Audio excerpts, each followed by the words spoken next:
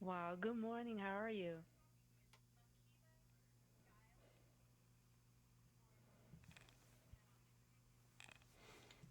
Good morning. Surely.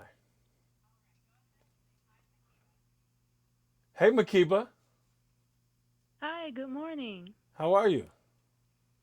I'm great, and you? Grand Tabulous, thank you very much. We're going to begin in three, two, one. Well, comedian and musician and actor Craig Robinson is known for his role on NBC's The Office, as well as Hollywood comedy blockbusters This Is the End, Hot Tub Time Machine, and many more. Now he's added author to his long list of achievements with his new children's book, Jake the Fake Keeps It Real, written along with New York Times best-selling author Adam Masbach. The fun and inspiring book is based off of Craig's own personal experiences. Craig is with me right now to share more about the book and what's next in his career. Thank you so much for joining me today, Craig. Thank you, Makiba, for getting the word out. Absolutely. Now, first, Craig, tell us a little bit more about Jake the Fake Keeps It Real.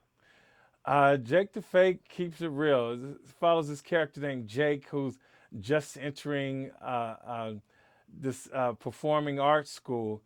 He kind of faked his way in, and that's where the fake parts comes from because he did good to get in, but the problem is he played the piano and he only knows one song on the piano. So he was able to trick him, so to speak. Um, it's about the journey of him realizing he's not fake and he does have talent and kind of finding out who he is through that first semester at this music and art school. So that's where it lies. Love it, love it. Now, after my 10-year-old son and I read the book together, I must tell you that he just fell head over heels for it. And the humor in the book was totally off the charts. Was it challenging to keep the book highly entertaining from beginning to end while not losing the message of the story?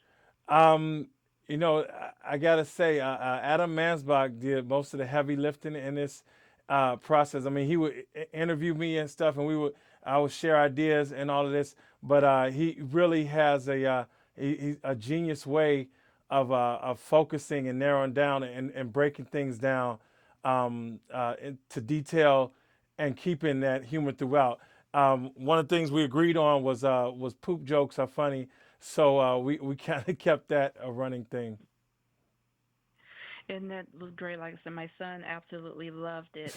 Now, you talked about a little bit about the process. Not only were you a student in Chicago Magnet School growing up, you were also an elementary school teacher at one point. How did both of those life experiences influence Jake character and the direction of the book?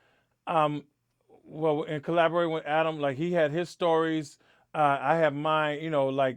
Like I could tell him something about how I disciplined kids, and then he could take it and catch it in his brain and translate it into doing an assignment for chewing gum, writing a play about chewing gum. So it was there were the moments like that would happen. Uh, Coming from my real life experience, I am a musician. I did play at a young age, and I was an awkward kid. And then I had an older sister, and then we got these cast of characters. So there were things like that were actually real, and then things that were kind of like started real and then turned into something totally different. That's awesome. You definitely made a great team, the three of you together. Now, you talked about being in magnet school and how that influenced you. I'm from magnet school as well, so school kids stand up.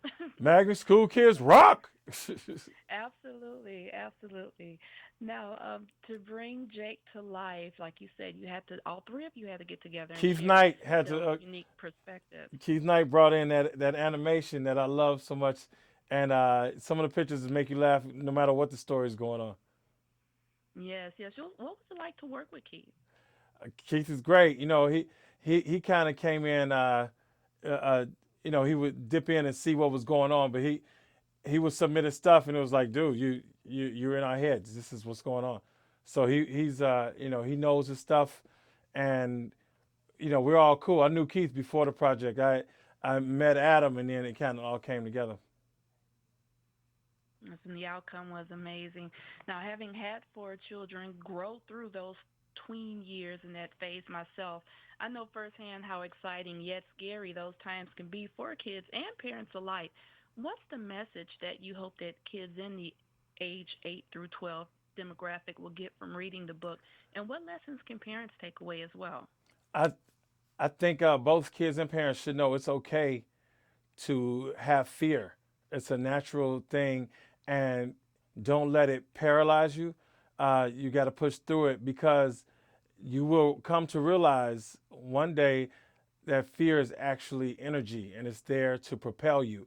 So I've figured that out just in my comedy career, and and wanting to do well and wanting to connect and having a fear of just going up, and I realized it was energy, and it lifts me up, and I channel it now.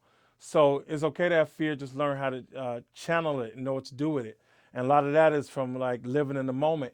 And if you see, I'm not gonna give away what happens with Jake, but his teacher kind of guides him to live in the moment with these projects, and then he kind of figures some things out. Yes, we don't want to give the story away, but we can surely say that Jake is a lovable and relatable character. Right on. Now, tell us, what can readers expect to see next in Jake's journey?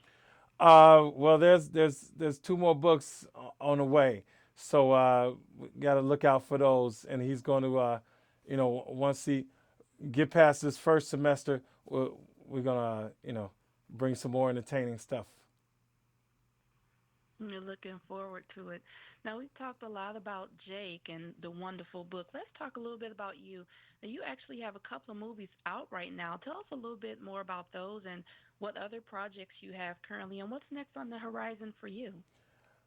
Table 19 is out, and it's well, I don't know where it is now, the theater run, but I know it just overseas has been doing some important business. And then I just filmed a movie called Beverly Loughlin, an evening with Beverly Loughlin. I play the title character. He's a singer who sings at rundown hotels and influenced by Scottish culture, and he's codependent with his friend and another guy. So there's that, and then I just shot a pilot called Ghosted, and that's with Adam Scott, and that's a comedic X Files, and we're in the testing phase and recutting and focus group phase. So we're gonna see it's for Fox if that gets picked up. So, but that's where it is right now. We're very excited. It's that you know that thrill of being in a having a good project and just not knowing. So that's where that is right now.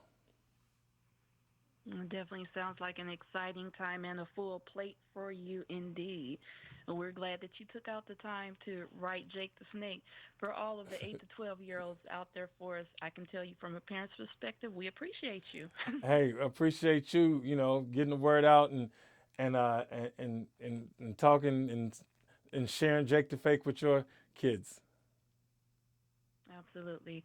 Be sure to pick up a copy of Jake the Fake Keeps It Real. It's available right now, and you can purchase it on Amazon, Barnes& and Noble, and other outlets. We'll have all the purchase information provided for you below. Thank you so much for joining me today, Craig, and congratulations on your new book and other endeavors, and I'm wishing you continued success. Makiba, thank you very much as well, and you're welcome. My pleasure. Have a wonderful day. You too.